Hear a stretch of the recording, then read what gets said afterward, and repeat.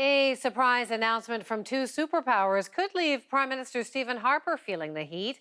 The U.S. and China say they have reached a groundbreaking agreement on reducing greenhouse gas emissions. Harper has always argued that Canada and the U.S. must move together on climate change, which has some saying, "Over to you, Mr. Prime Minister."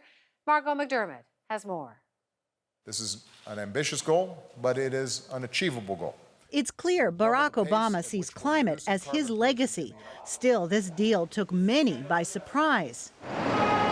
For the first time, China will limit economic growth, so its emissions will peak by 2030, an effort to cut its terrible smog.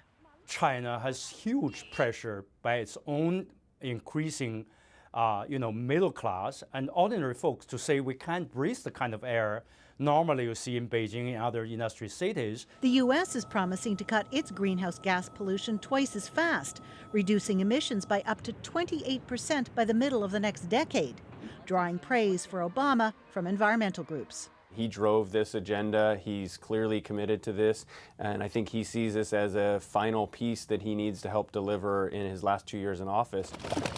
Till now, Canada has resisted putting limits on the oil and gas sector, its largest source of emissions, waiting for the U.S. and China to act. No country is going to take actions that are going to deliberately destroy jobs and growth in their country.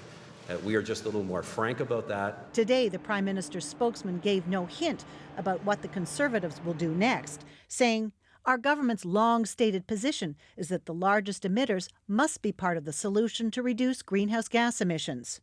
The excuse of the largest emitters not acting is gone.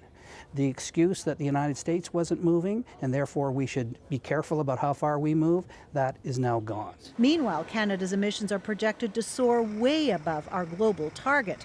Critics predict there will be increasing international pressure to do something. To hear the Chinese saying they're ready now to discuss constraining limits on their greenhouse gas emissions, that's great news for the world. And Canada should be part of it. We're not. The U.S.-China deal will breathe life into negotiations for a new global climate agreement in Paris next year.